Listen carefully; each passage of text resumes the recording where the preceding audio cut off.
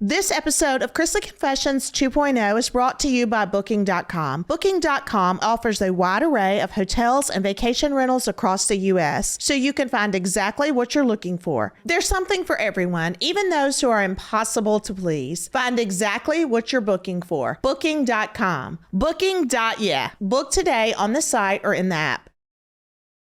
Good morning and welcome to Chrisley Confessions 2.0. I am having to bring in someone extra to fill in for my extra wife who's not here today. So ladies and gentlemen, welcome Extra Chase. Yeah. Coming from the most extra person in the entire family. But yeah. Mine's special extra. You're special. So how's it going? Just trying to survive the cold. This is terrible. I mean, how bad is it here? I mean, we don't have power. I mean, like 300,000 people don't have power. Right. So, I mean, it's terrible. The roads are bad. I'm ready to move. It has been so bad. I mean, we came in this morning to do the podcast, and I was texting with Erin to make sure that she had power for us to do the podcast, and we're staying with my mother. Because we don't have power. Nanny Faye, because we don't have power, but she has power. And she also has protein shakes from 2024. We'll get into that in a second. So it is so bad here, folks. It's like in a movie. It's like apocalypse. I mean, the trees are all down in the streets. The power lines are down. 300,000 people without power. And, you know, we knew that the power was going to be an issue. So we left and we went to a hotel. Mm-hmm. Which we should have stayed at. We went to the Four Seasons here, and then my mother's power came on. So I thought, you know what, let's get out of the hotel, go to Mama's. At least it's a house, you know, we can spread out or whatever. Because it was me and you and Chloe and your mom. And so we go out to my mother's yesterday, and she was so happy, you know, that we were going to be at her house. Because, you know, she wants to be in her own environment. And it's like grandma's attic. This old hag, she has got, I don't care what state we move to, she can find a tea set in every color. She's going to find plates, decorative, that you can't touch. They're on her table, and she's got her table set where you don't touch those. You just look at them. And a million towels, none of which match, but they will all have lace on them because that's pretty. And Chase gets up this morning and goes in the refrigerator. First off, like whenever I wake up peacefully. I don't have screaming and yelling.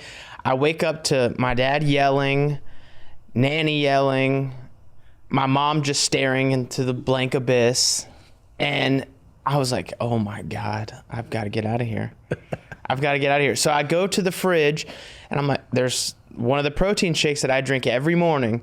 I go and I was like, oh, maybe it's not going to be a shit day. There's my protein shake. I go to drink it and it tastes just sour and awful. And of course I had to spit it out, and I checked the expiration date and it's May of 24. Now, folks, this was a yogurt protein drink. And she says, she goes, well, you brought it over here to my dad.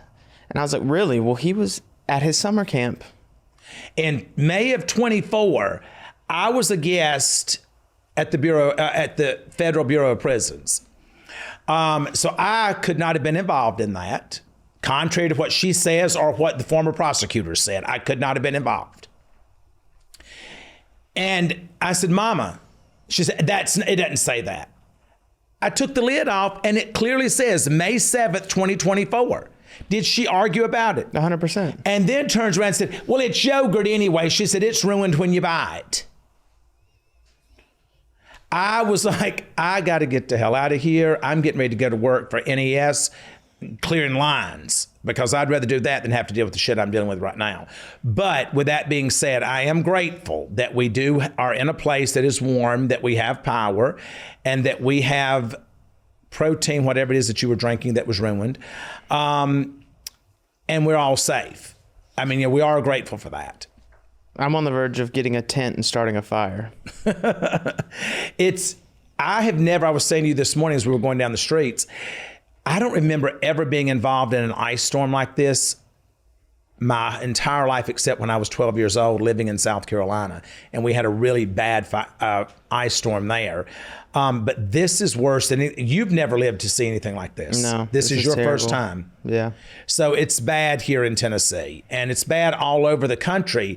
Tennessee is still, every night when I'm watching the news, is still the number one state that seems to be hit the hardest with the number of power outages. I just think we were less prepared.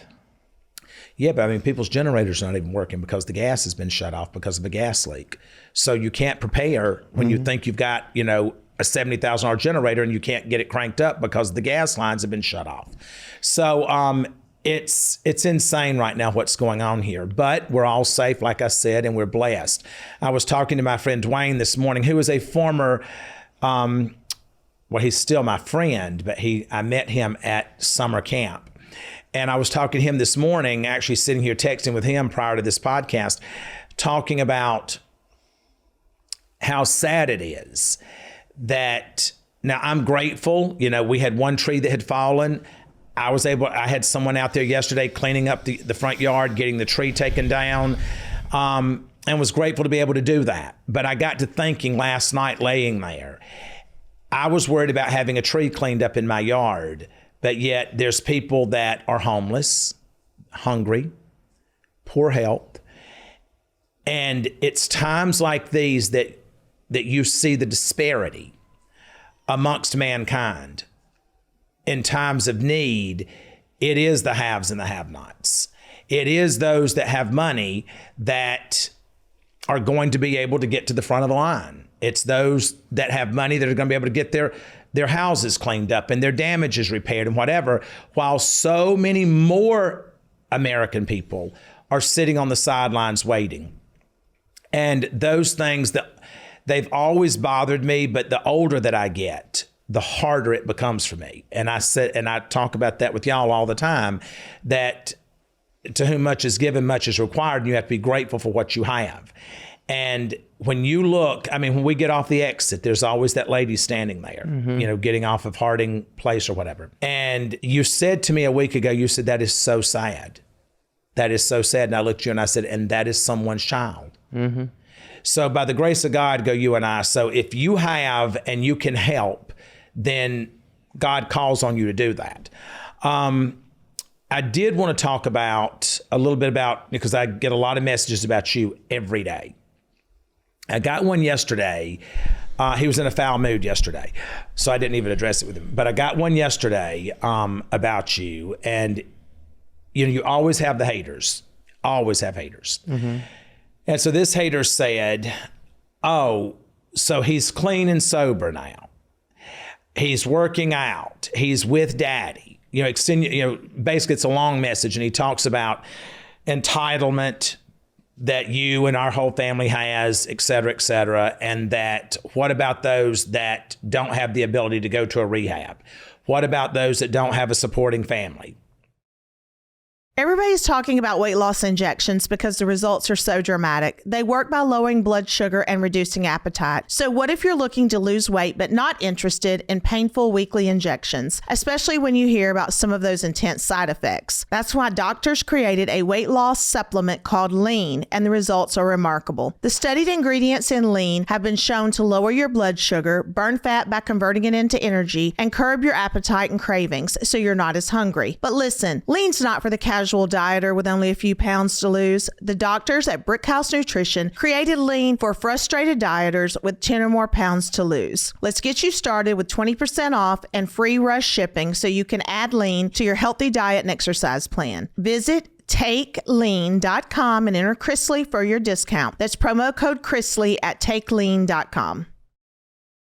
Have you heard of Goldbelly? It's this amazing site that I order from all the time, where you can get the most iconic, famous foods from restaurants all across the U.S. They'll ship it anywhere across the country, and it's perfect for Valentine's Day gifts, hosting friends, and anything you have going on. Goldbelly will ship you New York's most famous cheesecake from Junior's, insanely delicious macaroons from La Durée, and even the exact cake served at JFK's wedding to Jackie O. And if you're treating your partner or hosting friends, you can't go wrong with award-winning dining dinners from Peter Luger Steakhouse, legendary Jones Stone Crab from Miami, or even the original buffalo wings from Anchor Bar in Buffalo, which are perfect for game day. I've gotten bagels, I've gotten cheesecake, I've gotten the lobster rolls. So whether you're looking to make Valentine's Day unforgettable or turn game day into a one-of-a-kind experience with friends, go to goldbelly.com and get 20% off your first order with promo code CONFESSIONS. That's goldbelly.com, code CONFESSIONS for 20% off your first order.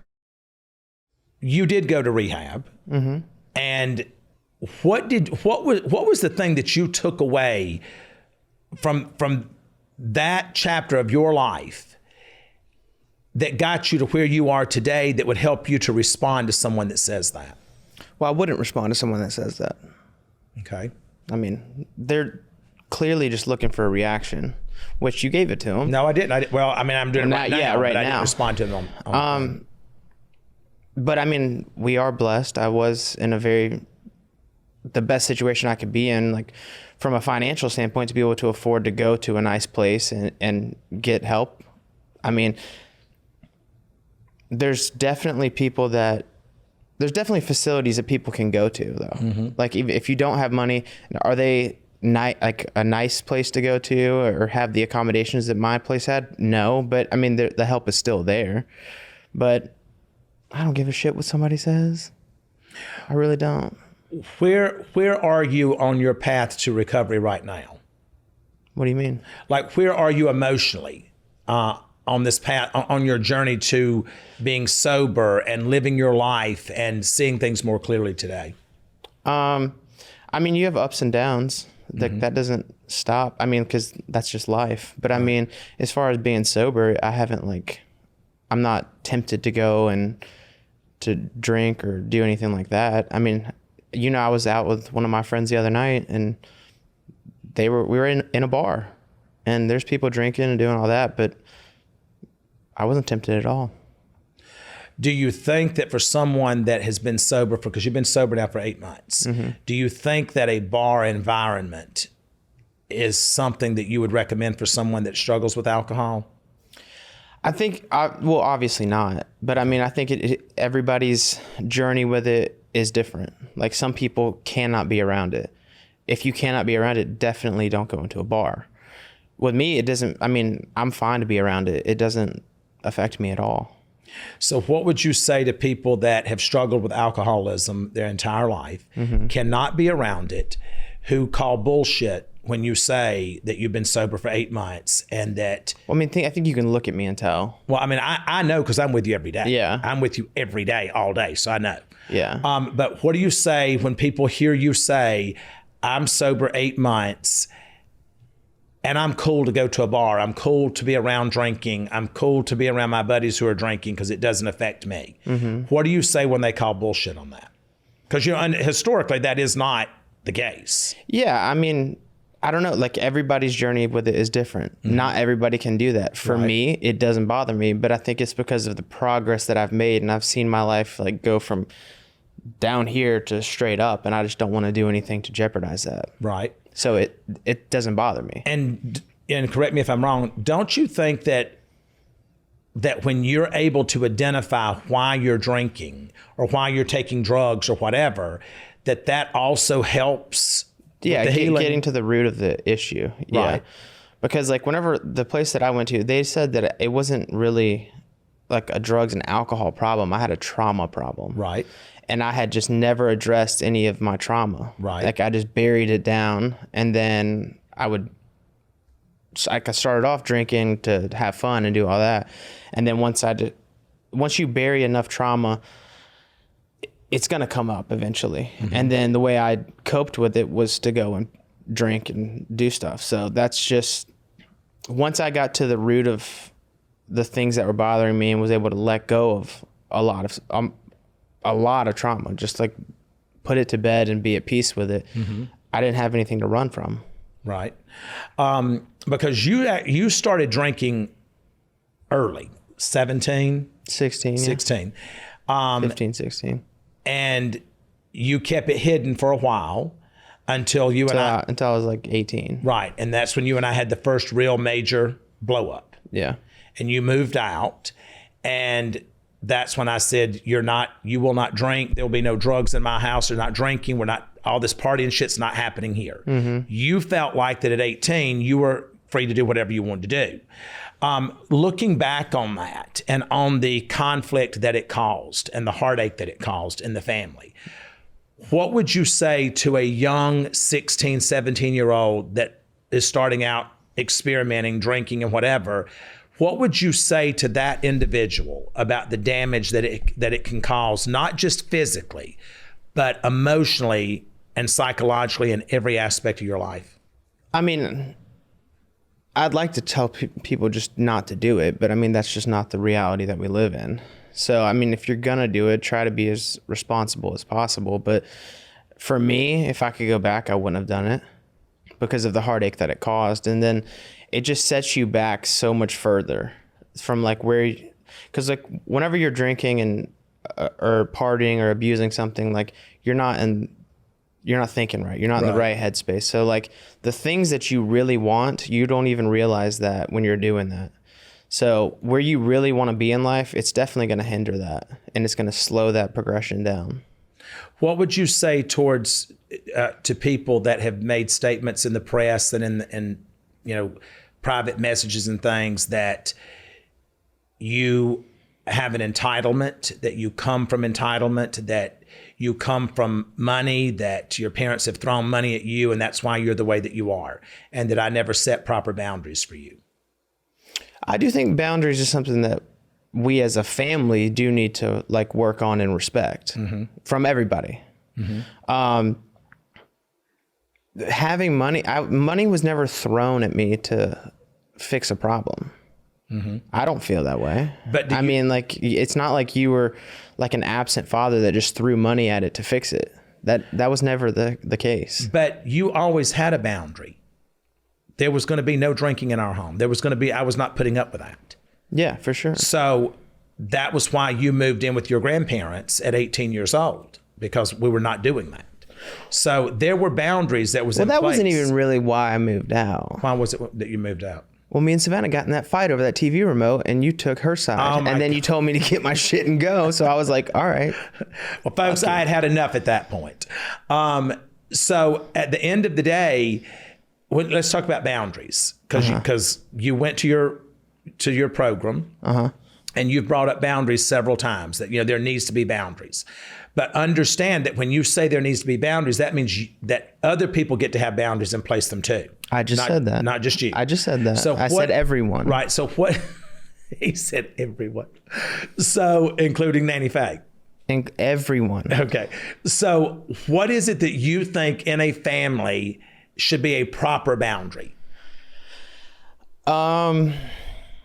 I think that once you get to a certain age, like at the end of the day, like if it's me or Savannah, like we're almost in our 30s. So like if we make a decision that we want to do something, and I'm not talking about like drinking or doing anything like that, but like you might not like it, but I think that there should be a level of respect there to where it doesn't cause complete chaos in the entire family, and like you stop talking to one another and stuff like that. I think that's like a healthy boundary. But you don't think that you don't think. See, look at how defensive you are. I'm not defensive. Yeah. You don't think that I have pretty much washed my hands of you and Savannah with y'all making decisions that you want to make? No, God, no. Tell me in what way I've not. Tell me in what. Tell me in what way I have not, because I don't meddle in your affairs.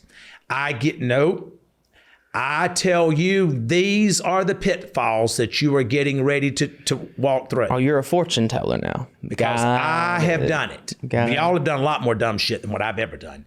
But with that being said, folks, he's obviously referring to relationship advice.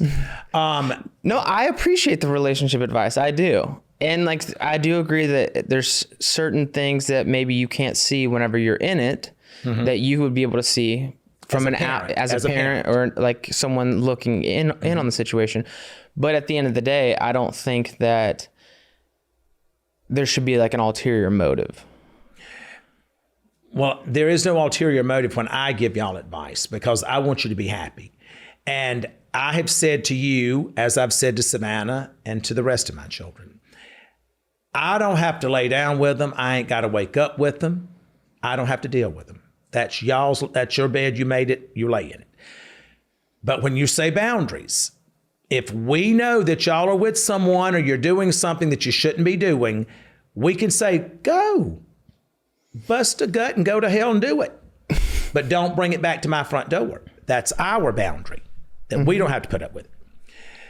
My thing is that with you, and this again goes back to not drinking and doing things that you're not supposed to be doing. I wish we could do one podcast where we didn't have to dwell on the fact that I was drinking. Well, the whole world knows at this point. But at any rate... Well, I know they do, but I'm tired of talking about it. But the difference in There's more today, to me than that. 100%. The difference in today, 8 months later, after confronting the problem, versus then, we wouldn't be able to have this conversation. No, definitely not. Because, but like I said, you're not in the same headspace. Yeah. Right. Like your mindset's not clear. Right. And so for me, at 57 years old, you know, your mother's 53. Mother's 53. We also we get to take our life back now. Mm-hmm. And it's not worrying about whether or not you are with somebody that we don't want you to be with, or Savannah's with somebody that we don't want her to be with. These are decisions, you just said it, you're almost 30. Mm-hmm. If you don't have consequences for your fuck ups today at almost 30, you never will. Yeah. So I can't shoulder those anymore, nor am I going to. Savannah the same way. Mm-hmm. I have, for all intents and purposes, 5 adult children. Mm-hmm. All 5 of you will make adult decisions and you will have adult consequences that go with them. Mm-hmm. My love for you does not change regardless of who you're with. I don't have to love the person that you're with. I know, but it makes it a lot easier. You have to love the person that you're with. I don't have to love them. And a parent who is not in agreement to who their child is with.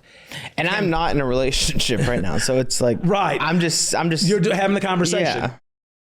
This episode is brought to you by Booking.com. Booking.com offers a wide array of hotels and vacation rentals across the U.S., so you can find exactly what you're booking for. There's something for everyone, even those who are impossible to please. Whether you're booking for yourself, your partner, your picky teens, your sleep light, rise early mom, or your high maintenance group chat, you can find exactly what you're booking for. You all know that I have lots of high maintenance people in my family, from my kids to my husband. I mean, it's off the chain. And if we can find our perfect stay on Booking.com, anybody can. Find exactly what you're booking for. Booking.com, booking.yeah. Book today on the site or in the app. Okay, I want to take a minute to share something really important to me, and that's Good Girl RX, a female-focused health and wellness company created by my daughter, Savannah. As women, we so often put everyone else first and ignore our own health, or we're just told to push through instead of being truly listened to. What I love about Good Girl RX is that it's built around real medical care and compassion. Through their telehealth platform, women can meet virtually with licensed medical providers who take the time to review your health history and goals. If it's clinically appropriate, your provider may discuss personalized treatment options, including GLP-1 medications like tirzepatide, as well as wellness therapies such as NAD. Everything is determined by a doctor and tailored to the individual. As a mother, it means everything to me that this company was created to help women feel supported instead of judged. Everyone's journey is different. Results vary, and not everyone qualifies, but having access to licensed physicians who truly listen can make all the difference. If you're ready to take a step toward prioritizing your health, visit goodgirlrx.com and use code CONFESSIONS15 for 15% off at checkout. Medical care is provided by licensed physicians. But a parent who has a child that's with someone that the parent doesn't agree with sometimes can soften towards that situation if they see that their child is happy and whole and healthy, prospering in everyday life and every aspect of life. That parent can say, you know what, I don't like them, but I can see that they're good for my child. And then the parent at that point has to step back and say, listen, they don't bother me. They're not interfering with the way my rhythm is every day in my house. My child's happy. God bless them. And don't stand in the way of it. Don't do anything. You don't have to help. You don't have to help nurture it if you don't want to, but you can't hinder it either. And I feel like that I have made that very clear to you. Now you're sitting here trying to be animated, and don't sit here and lie. I have been very clear to you that I want you to be happy, but your happiness can't be at the expense of everyone else's around you. I'm not like that. Oh my God. You are so full of shit. Folks, we'll continue this. I'm going to do I'm going to do a 3-part series. No, because I'm done doing this shit for free. I'm doing a 3-part series of everyone in the family, because if Chase if you want to, I'm not. I'm entitled to have a fucking bad day. Everybody else can be a fucking Regina George coming in here mean as hell. I didn't know Regina George he did it with Savannah. And in a bad mood. Everybody else can do that, but the moment that I'm in a bad mood, God forbid, but your bad mood makes everyone else in the room's mood bad. So does yours, brother. Yes, it does. But do you feel good about where you are in your life at this moment, in the decisions that you have made and that you are making, that's going to elevate you and move you forward? Yes. You're good with that? Yeah, for sure. Well, then I'll move off of that. We'll get away from that. We're not going to talk about the drinking anymore? Dude, I'm sure y'all will. Not unless you're here. Nobody wants... Not unless you're here. I swear, I can't wait for one of y'all to fuck up again. We're talking about it on the podcast 3 times a week. I talk about all of mine, so I ain't got to worry about it. How are you and your relationship with your sister, Savannah? Because everyone wants to know that. We are in a great place. I love Savannah. And Savannah loves you. It is so good to be able to sit down at a table with everyone sitting there, no hostility, everyone's laughing, having a good time. Because I have said this before and I'll say it forever. Chase is the funniest child that I have. Savannah's sneaky funny too, though. You just have to have a really dry sense of humor. Savannah is funny, but Savannah's funny kind of like the dumb shit she does that you just look at and you just say, but no, she's got a side to her that is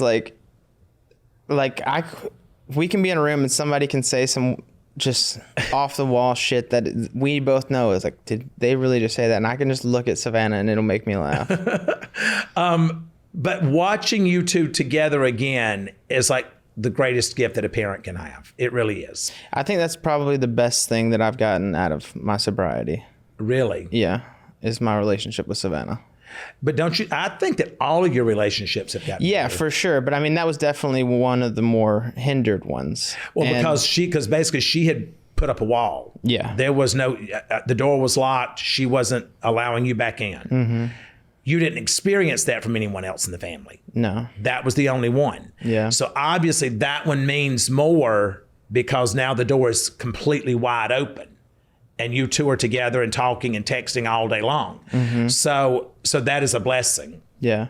But it is, from a parent's perspective, to see that it allows us to sleep again because there's peace. I mean, that is a sign of peace. Yeah, you can't put a price on peace. Not at all. And so tell me, right now, the seltzer brand is doing really well. Mm-hmm. I sent you some data that came out the other day that says that your generation, that drinking has dropped, was it 32%? Yeah, like almost $900 billion. Yes, almost 30%. And because your generation is actually seeing the ramifications of all this drinking and what it's doing. So if you will remember back on Chrisley Knows Best, we started this whole non-alcohol drink of, seltzers and this, that, and the other because you were going through that phase again then. I wasn't really going through I was partying. Right. Yeah. But the goal was that you had said to me that you drank because it was a social thing and social anxiety and you needed something in your hand. That's when we started talking about that. Mm-hmm. Today, it's do you way feel deeper. Huh? It's way deeper than that now. Right. But Because I'm being honest about it. right, exactly. But do you feel that it is still a social issue for so many people that they need to have a drink in their hand? For sure. Absolutely. But it's like such a fine line because like you can have a couple drinks, but then it's really quick that you've gone overboard. Right. Yeah. I was watching a thing the other day. It was a documentary on a guy. He was an attorney. He had invested in some company, was worth $300-something million. He and his wife, was an alcoholic. He was an alcoholic. She got cirrhosis of the liver, and he had to take care of her until she died. And he's like in his, like, I think 49 or 50. I think I know who you're talking about. And he got on his boat and started living on his boat. Yeah. And now it's like he's healed his liver because of the way that he eats and whatever.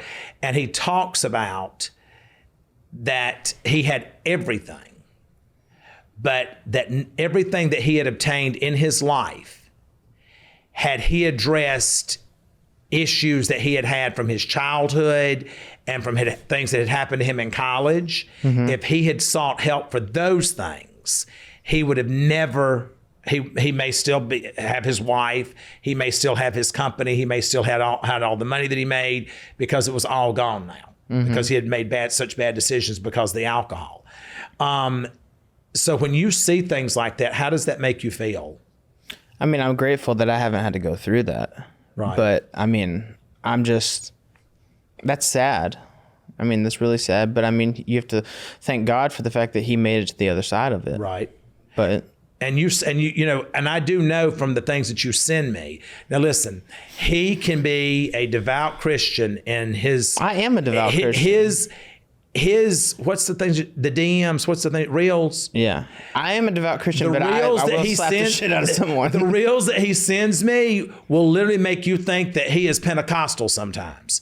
And then the next reel will let you know that he is still street thug. So you literally go from one thing to the other. And You do too. I'm like, okay, he just prayed for so-and-so, but here he just slit somebody's throat. Yeah. So I'm like, okay, he's still there. Chase is still there. Yeah, it's still in there. But that's just who I am. That's not going anywhere. So what do you hope that 30 looks like for you? Because he will be 30 June the 1st. I don't know. I just hope that God continues to bless me and blesses my family with good health and keeps us all safe and close to one another. And hopefully my businesses take off and continue to do well. And well, now I think that the seltzer is already taken off. I mean, it's clear that is doing its thing. And but I have like where I want it to go. Right. But maybe God is going to temper that for you so that you can. I've had enough of being humbled. No, God will tell you when you've had enough. Maybe God wants you to celebrate each win. And in order for you to celebrate each win, you have to sit with it for a minute. Yeah. You can't say, wow, I just sold 25,000 cases, and then turn around and say, well, I only sold 25,000 cases. I really want to sell 50,000. God wants you to celebrate the 25 that he just allowed you to sell. I do. And I'm thankful. I am very thankful for that, but I am ready. You're not content. I'm not content. God does. And listen, I'm appreciative, but I'm not satisfied. Well, I think that. Which I don't think that's a bad thing. I mean, you can be appreciative of something, but still want to do better. I think that we should always be raising the bar to do better. But there also comes a time in life to where enough is enough, and to where you can sit still and give God the glory for what you have. And once you get to that place, there's a peace that I will not be able to ever explain to you. But I hope that by the way that I live going forward, you will see that. Mm-hmm. There is a peace in less being more. There is a peace in that. And I think that changes with age too, because like a lot of things that like I used to want, I don't really care about now. Right. Because at the end of the day, what matters the most is your walk with Christ, where you truly stand with your Lord and Savior. That is the thing that matters the most. And then are you whole? Do you feel good about where you are in your life? Do you have a peace that God has instilled in you that only God can do? Yeah. And then if you have that, then your wife, then your children, then your siblings and your parents. Because that lineup changes. As you age, first and foremost, the most important thing in your life should always be your Lord and Savior. And if God is here and you're right under him, you're closer to God. And God's love will pour over into you and fill you to where you can pour over into your wife. Yeah. Who will pour over and feed into your children. Your children will always love me more than anyone else. But, you know, it is a understanding, and it was hard for me to, you know, I learned that in my therapy, that I always placed y'all first. Now, you know your whole life, if someone would say, who do you love? Savannah. Stop. You've heard me and your mother say, you know, I love my children. And then I love my wife. That's not what the Bible says. Your wife, then your children. That's right. And so, you know, once you understand that, and I learned that from my therapist, Steve, that you have to, in order for you to pour into someone else, you have to be pouring from a full cup. And I don't know that my cup was ever full. I don't think mine's full right now. I think that I kept pouring out anything that was poured into me, I poured it out and then some. But it's okay to keep some for you. That's right. And I never did that. And that builds resentment and anger and hostility. And, you know, it's not healthy. But I want all of y'all to understand. And when I say y'all, I'm talking about the world and young people like you, and certainly in my children, to understand that if you are full, that is when you will be the best husband that you can be. Because you came to that relationship a full-grown man who has checked all the boxes. Yeah, and I think that, like, with the position that I'm in right now, I think that whatever relationship I get into next will probably be the last one. Because then that means you will be dating with intention. Yeah, with purpose. Yeah, that's right. Which I think I did that, but I just wasn't in a place to even offer that. I thought I was, but I wasn't. Well, let's talk about that. You said you think that you did that, but because you've had, you know, you're 29, you have serviced the community. I don't think, because I've always told y'all to date with a purpose. Look at this person here and think, am I going to be okay if she ends up being the mother of my children? Yeah.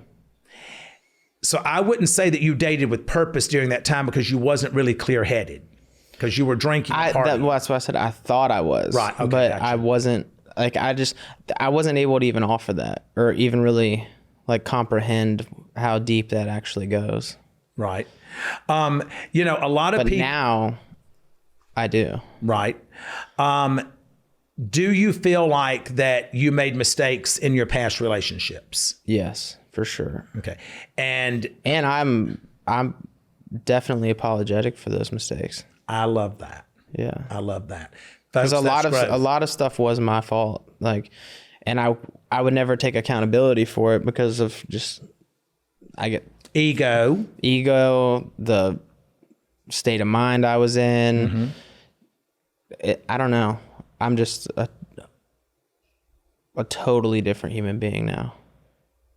Like, I'm not owed anything. Like, I'm not any better than anybody else, you know? Right. So then you acknowledge then that, and the frame of mind that you were in during the time that you were dating, you know, from this person to this person, those were not your healthiest years. They're probably the the most worst. unhealthy. Gotcha. Yeah. Okay. Yeah. And so you acknowledge that you had your role to play in the failures of those relationships. Yeah. I mean, looking back on it, it was 90% my fault. That's growth, son. Yeah. That's growth. Who would have thought we'd be sitting here celebrating that we were the ones that were to blame? But you know, I'm super proud of you. You know, I mean, I thank God every day that I get to get up and see you, that I get to go work out with you, that I get to spend that time having lunch with you every day. I thank God for that, because I know what it's like to not have that for 28 months. So do I. But to be able to sit with you and have an open, honest conversation is truly one of the greatest gifts that I have ever been given, because I don't have that with all of my children. And that is a struggle that I deal with every day, that I pray about every day, and that I want all of us to be at peace. It's effort on, you can't do all the work. It's got to be. No, you can't do all the work, but at the end of the day, as a parent, a child can walk away, but a parent cannot walk away. Mm-hmm. And just because a parent is not sitting in the same room with you doesn't mean they've walked away. Yeah, for sure. Emotionally and spiritually, a parent that has ever loved a child is still with that child regardless of how far away they are. Mm-hmm. Even in death, they're still with that child. So I am proud of you. I am grateful for you. I love our time together. I love that you're where you are right now. There are so many things that's going on in our country right now that if we corrected at home, they wouldn't be a problem in public. Yeah, we're in a scary place. We're in a scary place. So, you know. And I feel like it's too far gone. No, you can't say that, because if it's too far gone, then God will shut it down. I would not be surprised. Do I believe that we are closer to the end of time than we've ever been? Yeah, I do. Because the Bible is very clear of looking for the signs, and they're there. Right when I get my shit together. Well, that would be great, because if you're good when he calls you, yeah, you've got an eternal life of glory. But you know, I did want to talk about two things today that are very important to me. My fight for the incarcerated individuals within the Federal Bureau of Prisons, but not just in the Federal Bureau of Prisons, but in state prisons as well. I get so many messages. When I tell you, hundreds and hundreds of messages a day. Facebook, last month, I got 1,187 messages on Facebook that involved someone's family member or someone that was currently incarcerated. Messaging me for help, for inhumane conditions, lack of food, lack of medical care, physical and emotional and psychological abuse. And these things bother me to a level that it keeps me up at night. I want to be very clear on this, because I've done a couple of podcasts now. I think the only ones that I've done are Candy Burris and Ian Bick. Mm-hmm. And I want to be very clear, because I am very good at lacing or trying to find some kind of humor in every situation, because that's how I have survived my life. I have tried to always find something funny in a situation that was bleak and dark, because it helped to pull me out of it. So I want to be very clear when I say this to you. Prison life is hard, even if it's in a camp. Yes, did I have these things to where did I have money to where I could have food brought to me and things like that? Yes. But let me be very clear to you. Not everyone has that. And I took care of those that were around me. That's all I could do. Now, while I'm out, I'm going to try to take care of as many men and women that I can. Right now, I'm up to 116 guys that have come home since May the 28th. That is due to incorrect calculations of the FSA and the Second Chance Act, lack of compassion amongst staff members at the Bureau of Prisons, or just the simple fact that these men had no one to have a voice for them. So let's be very clear again.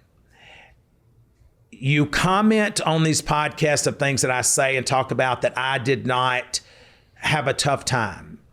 Tough time is relevant to what you're accustomed to what you know. And it may not have been tough to you when you're listening to it, but let me pluck you out of your situation, take you where I was, and give you no money. And we'll find out if you still feel the same way. Do I think that the way I handled things with staff members of them bringing me what I wanted, was that the rules? No, it wasn't. But the rules that are in place are meant to break you. They're meant to break you spiritually, emotionally, and mentally. And I wasn't going to let that happen because God didn't send me there to be broken. God sent me there to build a foundation that men that had no foundation could step up on and use that as a stepping stool to get out and to be a better human being. And I'm going to continue to do that. I want to be very clear to each and every one of you that tune into Chrisley Confessions 2.0 every week that I try not to be political. I have my own views towards things. I have my own belief towards things. I am a Republican. I am a conservative. I believe that we are all God's children, and I believe that we should be lifting each other up. And what is going on in Minnesota today, and what's been going on in Minnesota, is tragic. It's heartbreaking. The deaths that have occurred, I can see video. I understand and can interpret what I see. So I want to be I want my position to be very well understood when you listen to this. Being a Republican, being a Democrat, we can have a difference of opinion on where things stand socially, financially, but what we should not ever have a difference of opinion on is common decency and humanity. Those things we should not be so far apart on. As far as what happened with the lady who was shot, Miss Good, it's tragic. It's heartbreaking. At the end of the day, none of this never had to happen. We're in a country that has a border. Illegal immigration should not be an option. Now, if you're sitting here saying that I went to prison for a crime that you say that I committed and you want me punished, but yet you're not saying that you want people that are coming into our country illegally, you don't want them punished. That's a crime. So let's be very clear on where we stand. If it's one justice for all, let it be one justice for all. At the end of the day, we don't have the right to go out here and be putting our hands on police officers, spitting in their face, impeding their investigations. You have the right to protest. You have the right to video, but you have to do it in a respectful manner that's not impeding law enforcement. What happened with the death of this gentleman who was the nurse, my heart goes out to his mom and dad. I'm sitting here with my son right now, and I'm blessed and grateful to be able to do that. They won't have that option again. That situation is so tragic and so disturbing.